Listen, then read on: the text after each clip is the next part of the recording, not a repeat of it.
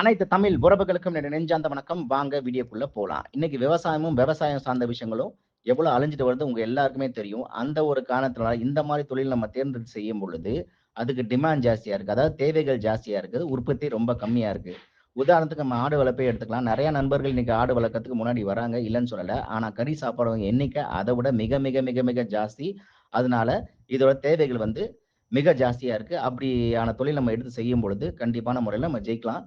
ஆனா சுலபமா ஜெயிக்க முடியுமான்னு கேட்டீங்கன்னா, கண்டிப்பா எந்த தொழிலுமே சுலபமா ஜெயிக்க முடியாது. கண்டிப்பா அந்த தொழிலுக்கு நம்ம வந்து நேர்மையாவும், உண்மையாவும், அது போக வந்து பார்த்தீங்கன்னா, பொறுமையா, அது போக அனுபவம் மிக, மிக முக்கியமான விஷயம் இருந்தா கண்டிப்பா ஜெயிக்கலாம். இந்த ஆடு வளர்ப்ப பத்தி யாருக்காவது தெரிஞ்சுக்கணும் அப்படின்னு ஆசைப்பட்டீங்கன்னா, நம்ம தொடர்பு என்ன கான்டாக்ட் பண்ணுங்க. நம்ம தெரிஞ்ச விஷயங்கள நம்ம அனுபவ ரீதியா ஷேர் பண்ணலாம். விவசாயமும், விவசாயம் சார்ந்த விஷயங்களுக்கு தயவு செஞ்சு உங்களோட ஆதரவ குடுங்க. நம்ம சேனல் வந்து உங்களுக்கு பயனுள்ளதா இருக்கும்னு நெனச்சீங்கன்னா, உங்க ஃபிரெண்ட்ஸ் அண்ட் ஃபேமிலிக்கு ஷேர் பண்ணுங்க, லைக் பண்ணுங்க, கமெண்ட் பண்ணுங்க, சப்ஸ்கிரைப் பண்ணுங்க.